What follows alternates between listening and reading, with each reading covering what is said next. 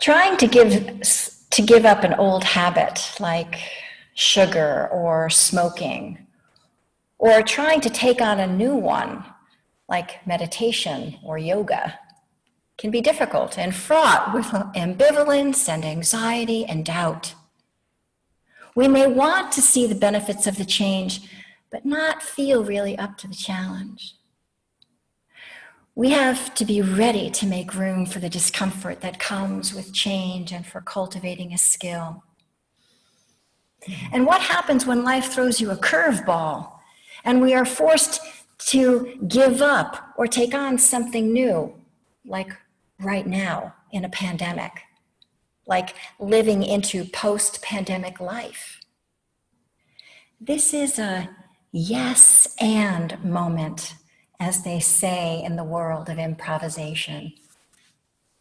This is our reality. Yes, the pandemic is upon us. Yes, and how will we respond? Yes, some people are being heedless, and how will we respond without causing more suffering for ourselves or others? We are all getting a crash course in improvisation.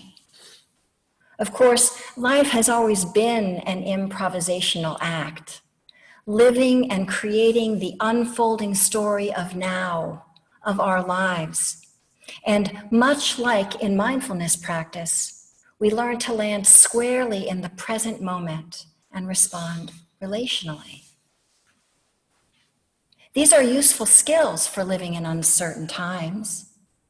Yes, fear and dread are going to arise. But do we need to add catastrophic thinking? Yes, we want to stay informed, but do we need to step away and learn how to calm and soothe ourselves when we feel assaulted by the news? Yes, anger is going to arise. And how can we notice that and respond skillfully so that we don't keep it going? We are all going to be challenged in this coming year, many times. How are we going to manage the difficult? How might we respond in such a way so as to move the moment along in a useful manner, so the scene itself isn't a showstopper? This is such a good line of questioning. And this is where improvisation comes in. More specifically, that concept of yes and, which is considered the defining principle of improvisation.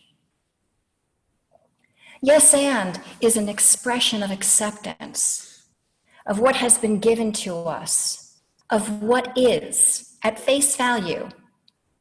It's an idea, regardless of the person who gave it or the perceived motivation. It is, in fact, an exercise in approaching the unknown with the opposite of fear and dread. Yes is a radical acceptance of what is being offered, be it good, bad, beautiful, or questionable. And it is a radical acceptance of what keeps changing right before our very eyes. Applying this to life or to our meditation practice invites us to develop an eye for seeing what is happening and exploring how best to respond. Have you landed in fear, dread, grief, anxiety, loneliness, depression? Have you landed in not enough, not right, don't like, don't want? Yes, yes. And how shall the moment be considered and cared for?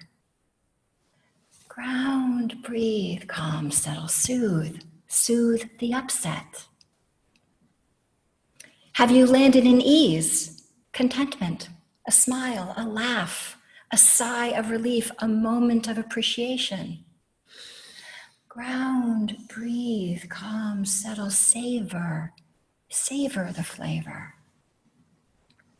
Yes acknowledges what is, and is the pivotal moment that shapes the next. Yes, anger is here. It feels like this. Now what? How might we respond? Yes, moments of joy will arise for sunshine, for a smile, for a thank you that comes our way. How can we savor? No matter what, a year of our life is going to go by. Our life is going by right now. How are we going to live it? Yes, and helps us to acknowledge our reality and asks us to respond from here, to soothe or to savor. Let's keep moving the scenes of our life along in a direction that keeps us moving toward less suffering and more ease of well-being. It's for our welfare. Yes, and well, thank you for your kind attention.